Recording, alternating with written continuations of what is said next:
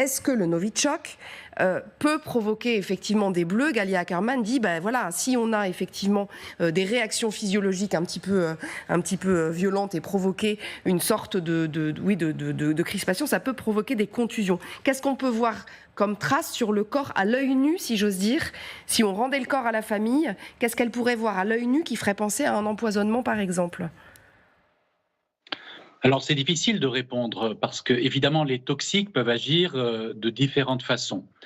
Si l'on prend le Novichok, le mode de décès le plus probable, c'est l'asphyxie par insuffisance respiratoire, parce que ce toxique va bloquer les centres de la respiration, mais aussi surtout augmenter les sécrétions pulmonaires qui vont faire que la personne va s'asphyxier.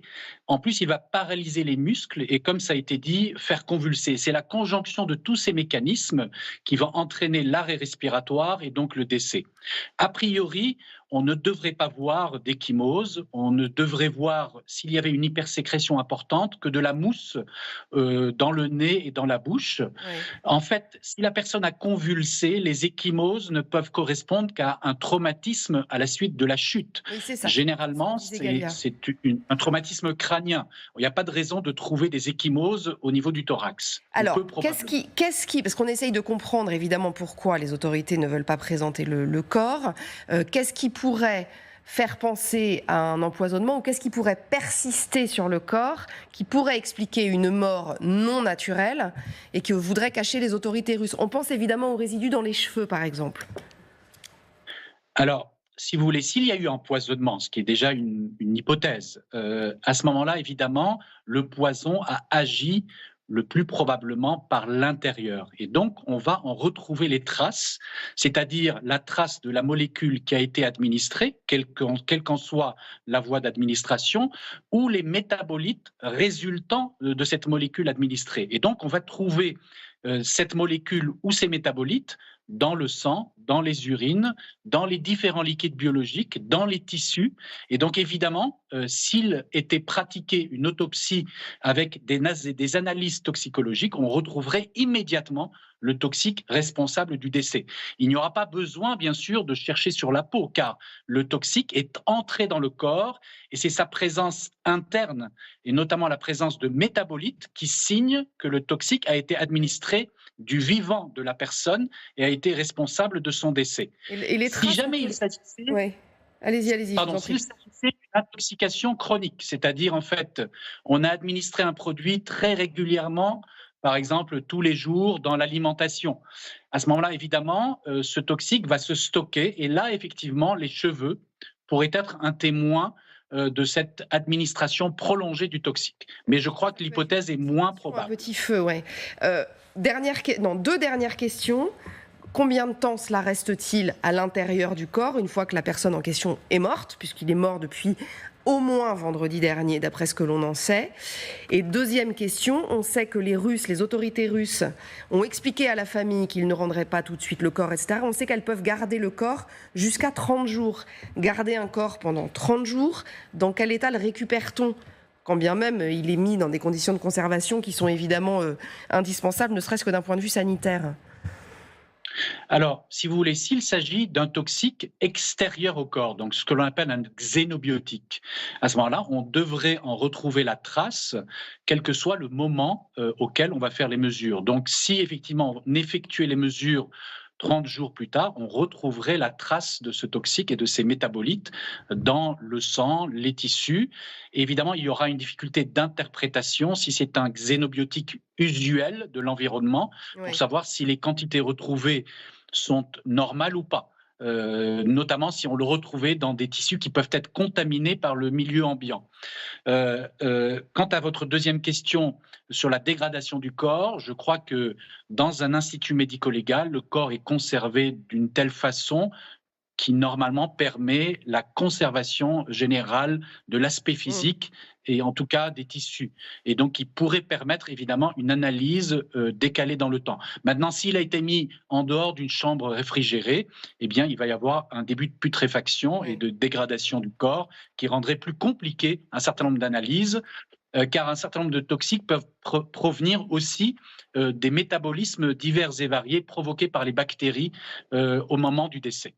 Merci infiniment, professeur Megarban. C'était absolument clair. On a tout compris, bien évidemment. Bon, sur la conservation du corps, on est près du cercle polaire. On imagine qu'effectivement, le corps ne pourra pas être trop dégradé, ne serait-ce que compte tenu des conditions de détention même des détenus à ces endroits-là. Vincent Crouzet, votre avis là-dessus? Merci beaucoup, professeur.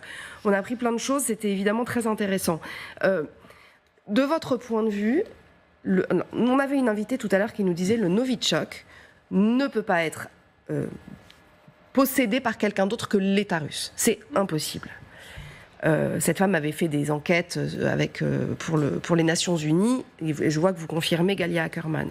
Si c'est effectivement un poison, cette sorte de poison qui a tué Navalny, est-ce que vous pensez que Vladimir Poutine avait vraiment intérêt à le faire disparaître maintenant? C'est la question qu'on se pose depuis le début. Les présidentielles sont dans 3 semaines. Le monde entier réagit. Je vois à l'instant que les Américains affirment que vendredi, la Maison-Blanche prendra des sanctions majeures contre Moscou. Est-ce qu'il avait vraiment intérêt à le faire disparaître maintenant? Je ne suis pas certain que le timing soit excellent.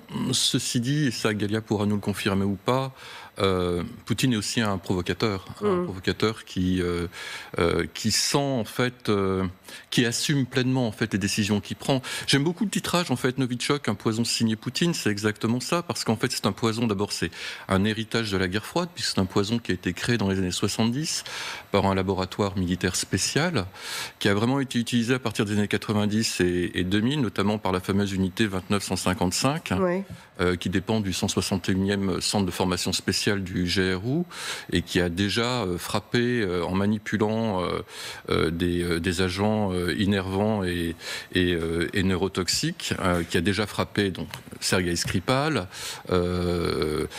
Navalny déjà donc il y a 4 ans, qui a utilisé aussi le polonium, le fameux polonium, qui est beaucoup plus difficile en fait de manipulation parce qu'il est très volatile. On en reparlera avec Magali tout ça, parce qu'elle nous a ressorti effectivement des images de Skripal, Litvinenko, etc. Effectivement sur cette Litvinenko, alors le polonium, il se trouve que personnellement je connais un des gardes du corps de Litvinenko qui en a disséminé un peu partout. Vous nous raconterez ça tout à l'heure, parce que c'est intéressant effectivement voilà. Et je pense que ces témoignages-là. L'utilisation du Novichok finalement est assez symbolique, parce que dans les laboratoires militaires russes, on doit manipuler une centaine de neurotoxiques différents. Or là, on a vraiment une signature quasi politique en fait avec le Novichok. Oui. Mais alors, quel est l'intérêt? Alors, je vais me tourner vers vous, général. Quel serait l'intérêt d'employer du Novichok sans pouvoir l'assumer réellement et en cachant le corps, etc., justement parce que ça aurait une définition, une signification plus exactement politique? Alors d'abord, on ne sait pas si c'est du Novichok. Non, on n'en sait rien. Supposons que la mort de... cardiaque, supposons que... de toute façon, la mort de Navalny est de la responsabilité du pouvoir russe.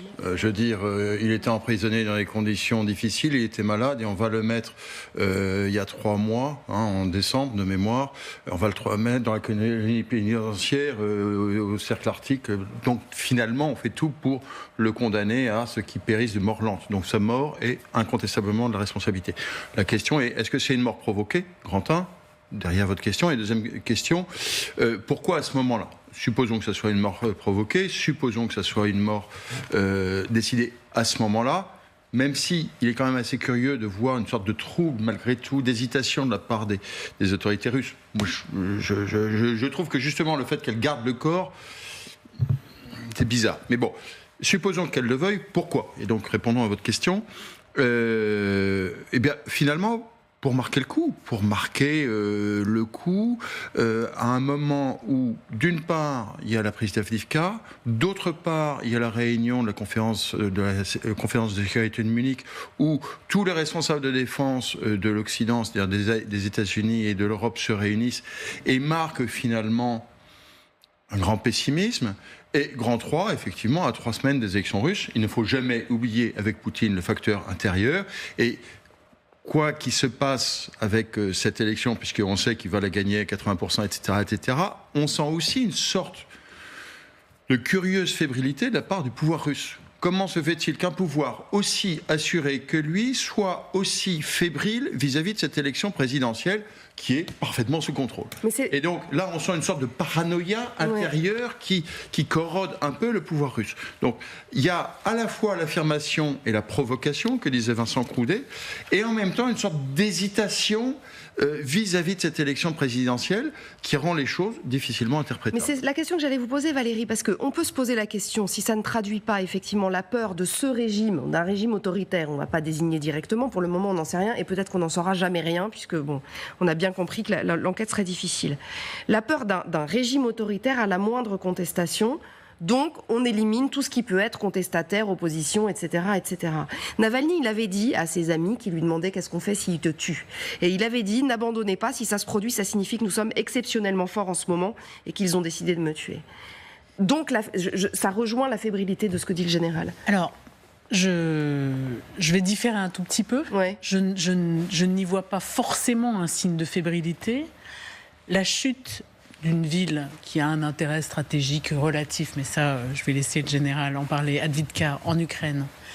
L'élimination, quelles que soient les raisons, de Navalny, à quelques semaines de l'élection présidentielle russe, moi j'y vois au contraire une affirmation par Vladimir Poutine qu'il est l'empereur de son empire, et que le tsar, et que donc rien de ce qui pourrait projeter la moindre ombre sur ce grand succès n'est possible, et que donc il faut l'effacer du tableau. Je suis en compagnie de spécialistes, donc je vais être plutôt humble là-dessus, mais pour moi, politiquement, tout se tient là. Ouais. Le fait que son rival n'a pas pu se présenter à la commission électorale, il aurait pu le laisser se présenter.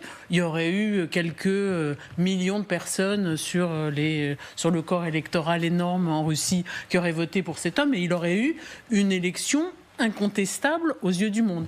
Il ne l'a pas souhaité. Rien ne doit entacher son succès électoral en mars. Qu'est-ce que vous en pensez, Galia Ackerman ? Ça voudrait dire qu'il serait uniquement focus sur sa politique intérieure, comme le dit très bien Valérie et comme l'évoquait le général tout à l'heure, sans se préoccuper de ce qui se passe à l'extérieur, même sans se préoccuper du fait que ces actualités-là, Navalny, Avdiivka, le pilote d'hélico en Espagne, tout ça remobilise les opinions occidentales contre lui quand même. Ça a quand même des conséquences. Vladimir Poutine, depuis longtemps, vit dans une sorte de paranoïa. Et je pense que ce qui a provoqué la décision de tuer Navalny, si tel est le cas, et c'est probablement le cas maintenant, a vraiment trait aux élections.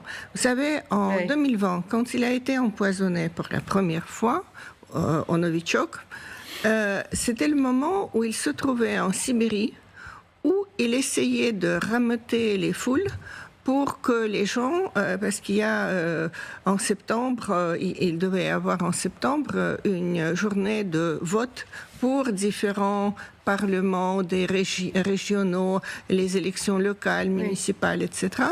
Et son idée était qu'il faut, pour chaque région, pour chaque conscription, trouver quel est le candidat anti-Poutine, ou qui n'est pas Poutine, quel qu'il soit, qui pourrait éventuellement gagner. Et donc, il a créé tout un système, Navalny et son fonds de lutte contre la corruption, pour permettre aux gens de savoir pour qui voter, pour que ce soit le vote anti-Poutine utile. Ouais. C'est à ce moment qu'il est empoisonné. Et maintenant, depuis sa prison, depuis son cachot, il appelait quand même, parce que de temps en temps, il avait quand même la possibilité de voir ses avocats. Pour la famille, il n'a pas vu sa femme depuis 1 an et demi. Il lançait le même appel.